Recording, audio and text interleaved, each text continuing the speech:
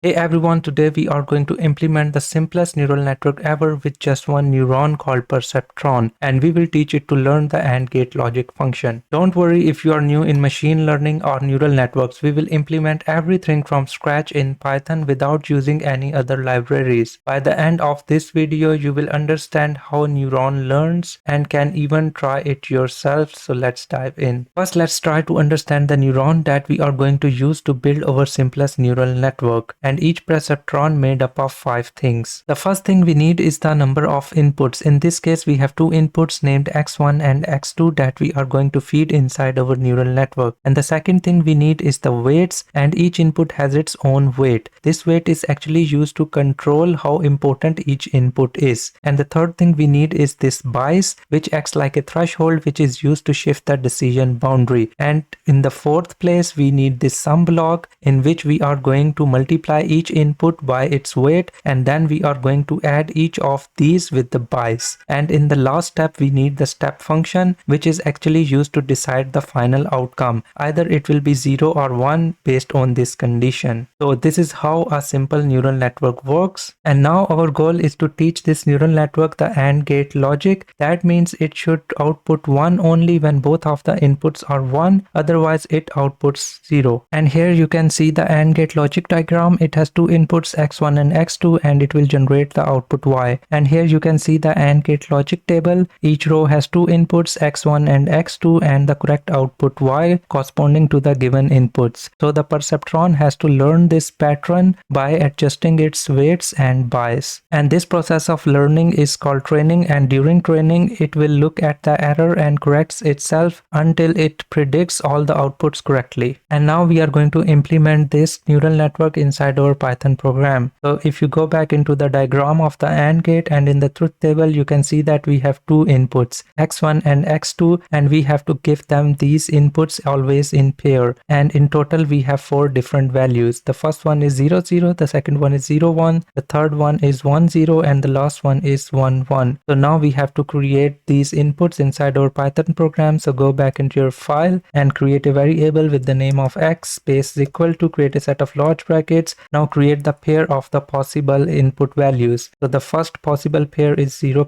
0, the second one is 0 1, the third one is 1 0, and the last one is 1 1. And now go back to your diagram. After creating the set of inputs values, now we have to create the correct outputs corresponding to the given input pair values. Now go back into your program, create a new variable with the name of y space is equal to, and the first pair of values 0 0, the correct output is 0, and for the second pair is also 0, for the third is also 0, and for the last one is 1. And next, if you look into the diagram of the neural network, we need the weights for each of our input. So go back into your Python program. To create a weight, you have to create the variable with the name of w space equal to, and for the first input you have to define the value for the weight. So the weight for the first input should be 0. You can initialize it with any value, so I'm going to start it with 0 comma, and for the second input the value also be 0. And if you go back into the neural network diagram, and the next thing we need is the bias value. So go back into your Python code and create a new variable with the name of b space is equal to, and here you have to initialize the value for the bias. So I'm going to initialize again it with 0, so put 0 here. And the next thing is we have to define the learning rate. The learning rate controls how fast the perceptron updates its weight and bias, and its value ranging from 0 to 1. And the lower values for learning rate means your model will learn slowly but it will be more stable, and the high values for the learning rate means your model will try to learn fastly but it may be unstable or may never converge. So you have to choose the right values for the learning rate according to the complexity of the problem at the hand. So to create a learning rate, you have to create the variable with the name of lr space is equal to, and the best value to start with the learning rate for the medium type of problems is 0.1. Next, I'm going to implement this step function. So it will decide the final output. It will be either 0 or 1 based on the final value of this sum block. So if this sum will give the positive value, so it will output 1. If the value is negative from this sum, so it it will output 0. Here you can also see that if the value is less than 0, it will output 0. If the value is equal to 0 or greater than 0, it means it will be positive and the outcome from this step function will be 1. Now go back into your Python file and implement this function. To create a function, you have to type def here. Next, the name for the function. It is our step function, and we have to pass inside this function over the weighted sum. So you can simply write here sum. And what it will do, it will return 1 if our sum is greater than or equal to 0. Else it will return 0 if it's less than 0 or negative value. And next I'm going to implement the training loop. The purpose of this training loop is to train our neural network until it predicts all the possible outcomes correctly by adjusting its weight and biases iteratively according to the given error. So for this we are going to use the for loop. So type here for I in range of 10. So I'm going to run this loop 10 times, so it will adjust our weights and biases 10 times iteratively based on the given error. The next step is we have to predict the outcome for each of the input pair of values, and then we have to use this predicted outcome and we have to compare it against the real outcome in order to compute the error. And we are going to use this error to adjust our weights and biases. So to extract each of these values one by one, so you have to again use the for loop. So type here for x comma y in, and we are going to zip over x and y arrays. So type here capital X and capital Y. Now for each of our x value, first we have to predict the y output. For this you have to type here y predict space is equal to. Now for the prediction you have to use this formula. So go back into your Python, and first we have to select the weight for the first input and we have to multiply it with our first input.